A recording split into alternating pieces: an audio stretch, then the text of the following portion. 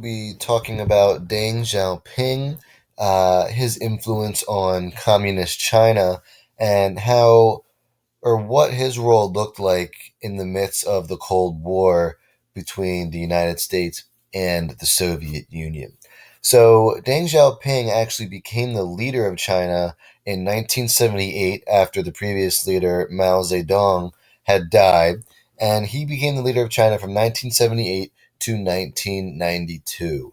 Now, Deng Xiaoping is actually attributed with being the father of economic reform and the architect of China's entire economy during that time span that he was a leader. And most people attribute him to China's overall success and how they turned into an economic superpower. And it was because of this man and because of his reform ideas.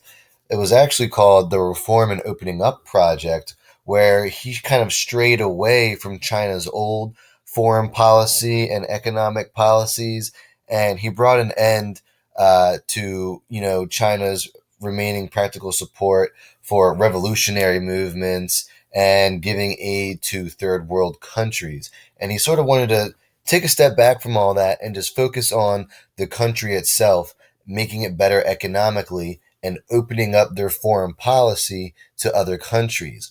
And it should be noted that this man, he actually did not talk very much, but he was quoted on an airplane basically saying when he was traveling to the United States for his first state visit, he was quoted as saying basically, well, all other countries that are involved with the U.S. are rich. Countries not involved with the U.S. are poor.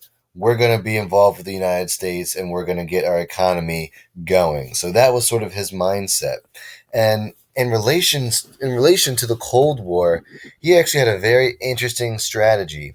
So besides minor conflicts in Vietnam and Taiwan, Deng Xiaoping actually managed to keep China in between the Soviet Union and the United States.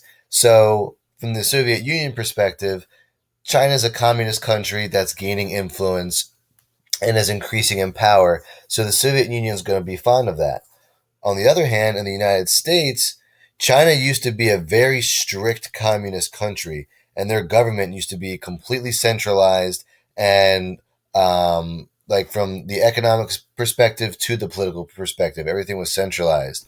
When Deng Xiaoping came into power, he actually moved China's government and economy more towards a capitalistic sense of government, which the United States actually was really in favor of.